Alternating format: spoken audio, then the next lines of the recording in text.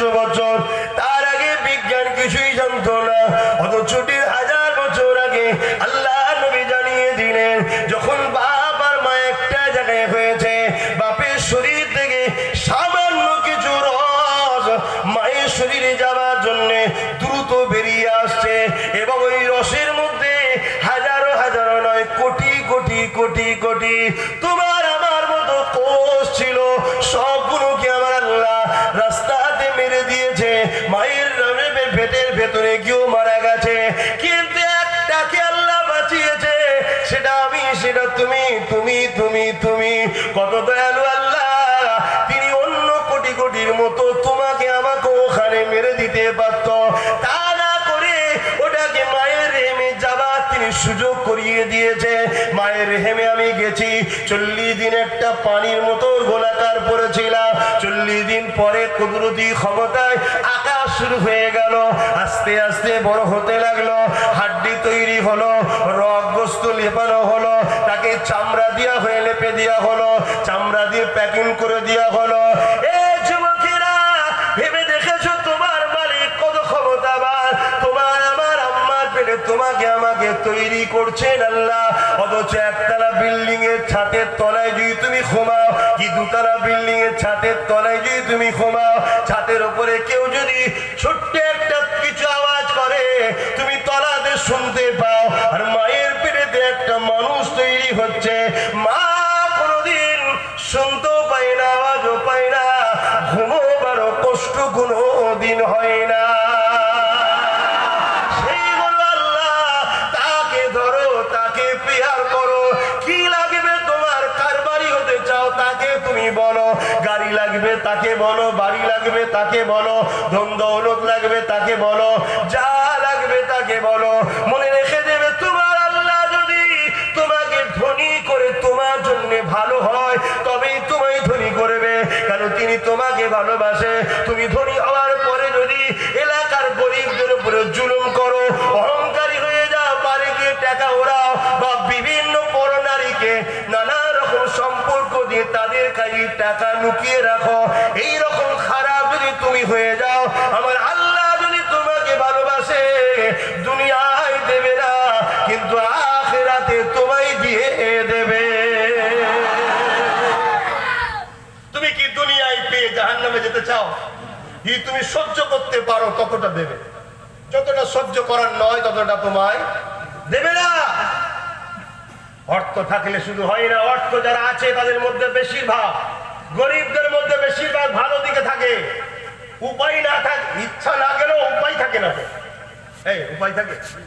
কিন্তু যারা পয়সা বলা হয় তাদের মধ্যে বেশিরভাগই দেখবেন রাত্রে বারে আড্ডা দেয়। সবাইকে বলছি বেশিরভাগ, ঠিক না বেঠিক? মদ খেয়ে ঘরে, বউ পেটে, সমাজে গরিবের সুন্দরী নারী থাকলে খারাপ নজরে তাকায়, বিভিন্ন কোটি কোটি টাকার অফার দেয়, আমার রাখের হয়ে থাক। কিন্তু এটা গরিবরা পারে? এবারে কেউ তাকে বিরুদ্ধে কথা বললে অমনি পুলিশ নিয়ে এসে ঘুষ দিয়ে তাকে তুলিয়ে দেয়। গরিব পারে? গরিব হওয়া জান্নাতে যাওয়া সহজ। আমি আগে ভাবতাম, আমি হাদিসটা পড়ার আগে ভাবতাম যে আল্লাহ তুমি আমায় গরিব যেন করে দেবে। আমি আমার কথা বলছি, ভাবতাম কেন গরিবদের যে কষ্ট আমি দেখেছি। কিন্তু যখন আমি এই হাদিসগুলো দেখলাম যে সবর করা সহজ, শুকরিয়া আদায় করা কঠিন। আমরা সবর, উপায় না থাকলে নাচারাও তো করি নাকি? আজকে দুপুরে না খাওয়া হয় তো কি করবে? নাচারে পরেও তো চুপ করে থাকতে হবে। কিন্তু আল্লাহ যে খাওয়ালো, খাওয়ার পরে কিন্তু আল্লাহ ভুলে যাওয়াটা সহজ। কি করতে ভুল বলছি নাকি? আমি বুঝাতে পারছি তো নাকি? অনেক ডিপ কথা, যে ধৈর্য ধরা সহজ, শুকরিয়া আদায় করা কঠিন।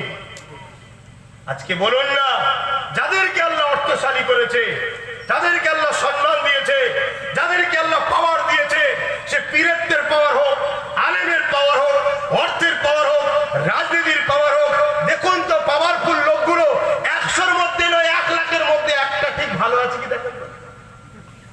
আর গরিবের দিকে তাকান, 1 লাখ গরিবের মধ্যে আশা রাখছি 90,000 গরিব সবর করে থাকে, 10,000 হয়তো এদিক খারাপ, যাত্রার হাতের পুতুল হয়ে খারাপ দিকে চলে গেছে। কি আমি বলা ভুল করছি? এই জন্য বলছি যে দুনিয়া বেশি দিনের নয়, গোলাম হয়ে এসেছি, দাস হয়ে এসেছি, মালিক পাঠিয়েছে কিছু কাজ করতে। কোম্পানি যেমন কাজ করি, মাসের শেষে মাইনে দেয়, কাজ না করলে রাখবো না, মাইনেও দেবে না, তাড়িয়ে দেবে। তা আল্লাহ আমাদের পরে একটা টাইম দিয়েছে, মৃত্যুর ঘন্টা পড়ে গেলে আর কাজ করতে পারবেন না। যদি তুমি কাজ করে যাও, মাইনে তোমায় জান্নাত দেবে এবং তোমার মালিক তোমাকে দেখা দেবে। জোরে বলুন সুবহানাল্লাহ। আর যদি কাজ না করে যাও, মালিক তোমাকে আর রাখবে না, ওই জাহান্নামে ফেলে দেবে। শুনছো? জাহান্নামের খাদ্য কি? জাক্কুন বলে একটা গাছ, কাঁটাযুক্ত গাছ আছে, ওই গাছ খাওয়ানো হবে।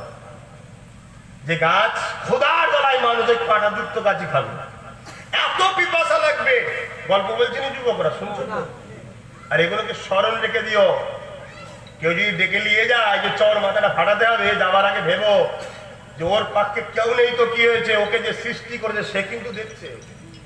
শুনছো না শোনোনি? বিচার করা তুমি কে? হুঁশ হারিয়ে যাবে। আর পৃথিবীতে সব গুণে আল্লাহ মাফ করে দেয়, একটা গুণে মাফ করবে না বলেছে, সেটা হলো হক্কুন নাস। সেরেকের গুণাও আল্লাহ মাফ করে দেয়, কালেমা রদ্দ কবুল করলে, নতুন করে ইসলামে আসলে আল্লাহ মাফ করে দেয়। শুনছেন? কিন্তু হক্কুন নাসকে আল্লাহ মাফ করবে না। চল না ওর জমিটা দখল করি, চল না ওরটাকে লুটেলি, চুরি করেলি, এই হক্কুন নাস আল্লাহ ছাড়বে না। কেউ যদি তোমাকে 1000 টাকা ফ্রিতে দেয়, কি জন্য দিল, কি কারণে দিয়েছেন আপনি আমাকে না জেনে নিয়ে পকেটে ভরে নিলেন? তোমার জানা দরকার ছিল কিসের টাকা, কোথা থেকে এলো, কি জন্য দিলে। ভাই, আমি তো তোমার বাড়ি ঝাঁটো দিইনি আর গাড়ি পরিষ্কার করে দিইনি, কিসের জন্য দিয়েছ? এই ভিক্ষাটা কেন দিলে? ভিক্ষা করা ইসলামে কি? আল্লাহ পাক অপছন্দ করে। কথা বুঝে আসছে? হ্যাঁ, যাদের কোনো উপায় নেই, হাত নেই, পা নেই, বিছানায় সজ্জিত বা প্যারালাইসিস হয়ে গেছে, তার এলাকার লোক যদি তাকে যাতায়াত দেয় বা এমনি কিছু এসে ভিক্ষা দেয়, সেটা তার জন্য নাচারের মাসলা। কিন্তু তাও আল্লাহ না ভিক্ষাকে অপছন্দ করে। কেন? তোকে আমি দুটো হাত দিচ্ছি, পা দিচ্ছি, কি জন্যে? তুই তো মেহনত করবি, তুই তো আমাকে সেজদা দিয়ে বলবি আল্লাহ বেরোচ্ছি, রেজেকের মালিক আপনি, ব্যবস্থা আপনি করে দেন, আমি তোকে ঠিক জায়গায় নিজে হাজির করিয়ে দেবো। জোরে বলুন সুবহানাল্লাহ। আর আল্লাহ যদি একটু পরীক্ষা নেয়, ধরুন একবেলা খাওয়ালো আর একবেলা খাওয়ালো না, কিন্তু আপনাকে আল্লাহ জান্নাত দেবে বিনিময়ে, আপনি কি খুশি নয়? কথা বলছেন না কেন? খুশি নয়? ধরুন আপনি কি আল্লাহ হকের পক্ষে থাকার জন্য বা হক কথা বলার জন্য দুনিয়ায় আপনার একটু জেল হয়ে গেল 2-4 মাস, কিন্তু তার বিনিময়ে আল্লাহ আপনাকে জান্নাত দেবে, আপনি কি জেল যে খুশি নয়? ধরুন আপনাকে মারধর করা হলো, জুলুম করা হলো, কিন্তু আপনার অন্যায় কি? আপনি আল্লাহর পক্ষে ছিলেন, গরিবের পক্ষে ছিলেন, হকের পক্ষে ছিলেন, শরাবের বিরুদ্ধে ছিলেন, অন্যায়ের বিরুদ্ধে ছিলেন, সুদের বিরুদ্ধে ছিলেন, জুয়ার বিরুদ্ধে ছিলেন, নারী অত্যাচারের বিরুদ্ধে ছিলেন, মানবতার বিরুদ্ধে যারা, তাদের বিরোধী আপনি করেছেন, তার জন্য আপনাকে হয়তো একটু জেল খাটতে হয়েছে, বা আপনাকে হাত পা ভেঙে দেওয়া হয়েছে, বা আপনার ওই সিলাই মেরেও দিয়েছে। আপনার কপালে লিখা থাকলেই বলবেন হয়তো এইভাবে ছিল, কিন্তু তার বিনিময়ে আপনার মালিক আপনাকে জান্নাত দেবে, আপনি কি খুশি নয়? আর আপনি 50 বছর বাঁচলেন, দুনিয়ায় তো সুখ বলে কিছু নেই। কার বাড়ির সুখ আছে দেখান তো ভাই, আমি জিজ্ঞেস করবো, ভাই কি করে সুখ পেলি বল? টাকাওয়ালাদের সুখ আছে নাকি? ধনীদের সুখ আছে নাকি? নেতা মন্ত্রীদের সুখ আছে নাকি? ও তুমি দেখছো, সুখ কিনা যায়নি, সুখ এখানে থাকে। পৃথিবী পরমাণু বোমা দিতে পেরেছে, পৃথিবী হেলিকপ্টার প্লেন দিতে পেরেছে, পৃথিবীর রবার্টের মানুষ দিতে পেরেছে, সুখ কিন্তু কেউ দিতে পারেনি। সুখ দিয়েছে আমিনার লাল মোহাম্মদ রসুল। জোরে বলুন সুবহানাল্লাহ। সুখ যারা যায় তাহলে আমিনার লালের কাছে যেতে হবে, আমিনার লালের আদর্শে সুখ আছে। দেখুন না, আমি আপনাদেরকে ওয়াজ করছি, শোনেন না, এখানে কম বেশি সবার বাড়ি 1 ডজন করে কাপড় আছে। বলে ফেললাম, যদি কারো বাড়ি না থাকে বলেন আমি দেবো, ছিঁড়া হোক আর ফাটা হোক, যাই হোক 1 ডজন করে কাপড় বেরোবে সবার। ভুল বললাম ভাই? এই ভুল বলে ফেলেছি? কিন্তু একটা ব্যক্তি তার একটাই কাপড় ছিল। কটা? একটাই। ও ফজরের নামাজ পড়ে দোয়া চাওয়ার আগে পালিয়ে যায়, ফজরের নামাজ পড়ে দোয়া চাওয়ার আগে হুড়মুড় করে মদিনার নবাবী থেকে পালিয়ে যায়। একদিন সাহাবা রসুলকে বলে দেন, হুজুর আপনার অমুক সাহাবী দোয়া না করেই পালিয়ে যায়, সালাম ফিরালেই পালায়। আল্লাহ নবী পরের দিনে সালাম ফিরিয়ে ধরেছে, যেই উঠতে গেছে, এই সাহাবী দাঁড়াও, কোথায় যাচ্ছে, এত তারা কিসে?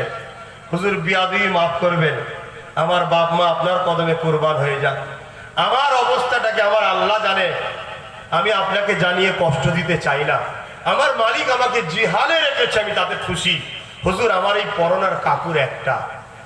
শোনো যুবক, শোনো শোনো শোনো, তুমি কি করেছো আল্লাহর কাছ থেকে, আর আল্লাহ তোমায় কি দিয়েছে ভাবো। দুটো চোখের দাম দিতে পারবে, দুটো কানের দাম দিতে পারবে, দুটো হাত দুটো পায়ের দাম দিতে পারবে? এত কোটি কোটি টাকা দিয়েছে, আর একবারে নেই খাওয়ালো না কোনো একটা দিন, বা কখনো একবার দু চার দিন বিমার দিল, বা কখনো একটা কোনো হক পথে যাওয়ার জন্য একটু চর্চাপড় খাইয়ে দিয়েছে আল্লাহ, তো মন খারাপ কেন? তোমার যদি টার্গেট থাকে আল্লাহ, তাহলে তোমার পায়ে কাটা ফুটলেও জানবে তোমার মালিক তোমার মাকামকে বাড়াচ্ছে। জোরে বলুন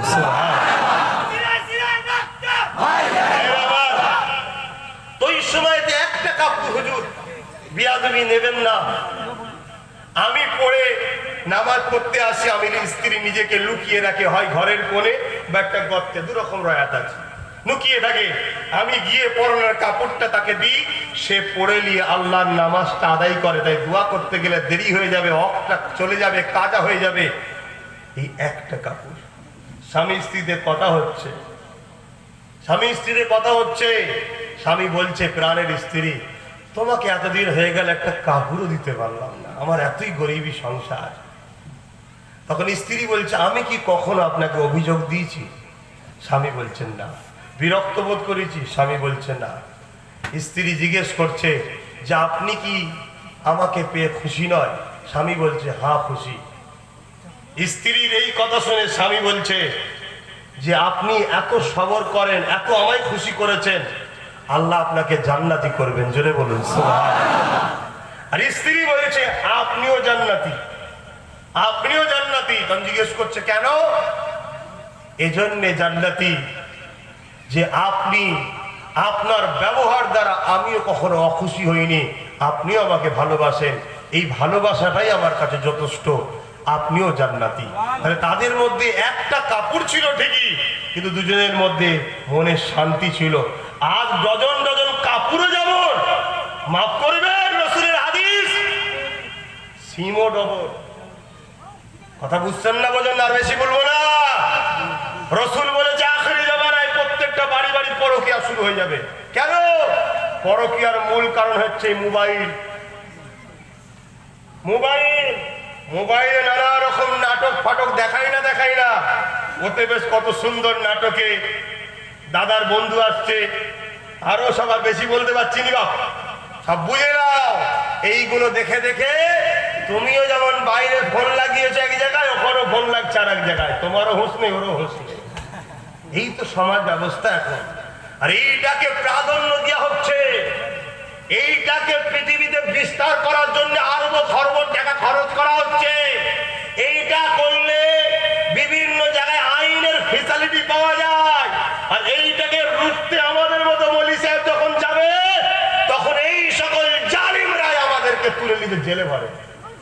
কথা বুঝছেন না? বলেন না কেন? এরা বিহায়াপুরাটাকে তুলতে এই জন্য চাইছে, বিহায়াপুরা না সমাজে নিয়ে আসলে তাহলে শয়তানি দবদবা বাড়বে না, দিন ইসলামকে মুছা যাবে না। আমাদের ঘরের ছেলেগুলোকে বেশি টার্গেট করেছে। দুনিয়ার কোনো জায়গায় মেলা পাই না, মুসলিম পাড়াতে মেলা বেশি করে দেয়। দুনিয়ায় কোনো জায়গায় মদের আড্ডা খোলার জায়গা পাইনি, মুসলিম এলাকায় মদের জায়গা বেশি হয়। দুনিয়ায় কোনো জায়গায় লটারি খোলার জায়গা হয় না, মুসলিম এলাকায় লটারির জায়গা হয়। দুনিয়ায় কোনো জায়গায় পণ দিতে দেরি করলেও মুসলিম হলে পণটা আগে দেওয়া হয়, এই লোনটা আগে দেওয়া হয়। কেন? তারা জানে এগুলোতে লুস্কান ক্ষতি, এগুলো এদেরকে আগে দে, এদের রন্দে রন্দে হারাম ঢুকা, তবে এরা মোহাম্মদ রসুলকে ভুলবে। আর মোহাম্মদ রসুলকে ভুললে পৃথিবীতে শয়তানের দাবদাবাটা বাড়বে। কি গো, আজে অসুবিধা হচ্ছে? হচ্ছে, দরকার নেই তাহলে থাক, হয়ে গেছে। আমার যুবকেরা, তোমাদের কি দিল কাঁদে না? যে নবী আমার সারা জীবন তোমার আমার জন্য কেঁদেছে, আজও কাঁদছে, কিয়ামতে কেউ হবে না, সেই নবী হবে।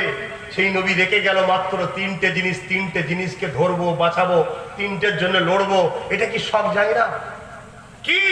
রাসূল বললেন প্রথম নম্বর কিতাবুল্লাহ, আল্লাহর কোরআন ধরো, কোরআনের হয়ে লড়ো। দ্বিতীয় নম্বর সুন্নতে রাসূলি, আমি নবী আমার সুন্নাতকে ধরো, অর্থাৎ নিজের জীবনে সুন্নাত আনো এবং সুন্নাতের প্রচার করো। তিন নম্বর হলো আহলে বাইতি, আমি নবী আমার আহাল আমার পরিবার, এই নবীর পরিবারকে ভালোবাসো, নবীর পরিবারকে ধরো, নবীর পরিবারের পিছনে ঐক্যবদ্ধ হয়ে দাঁড়াও। এবং আব্দুল্লাহ ইবনে উমর থেকে রাত মিশকাত শরীফের হাদিস, হে আমার মান্যওয়ালারা, নবী বলছেন কিয়ামতের শেষ দিন পর্যন্ত তোমরা যদি মুক্তি পেতে চাও, কোরাইশের নেতৃত্ব মানবে। তোমাদের লিডার যেন কোরাইশ হয়, অন্য কাউকে লিডার বানাওনি।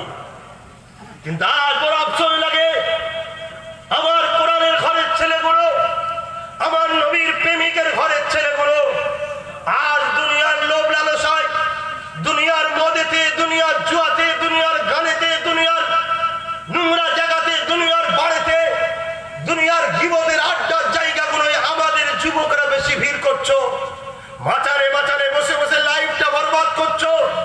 ওই মাচানে না বসে আমাদের কাছে যদি আসো, শিখাবো কাজ 2 ঘন্টার জায়গায় 10 ঘন্টার জায়গায় 20 ঘন্টা কর, কাজ বেশি করে কর, ইনকাম বেশি করে হালাল করো, নিজের জন্য না হলেও তোমার পাড়া প্রতিবেশী গরিবকে দাও। কিয়ামতের দিনে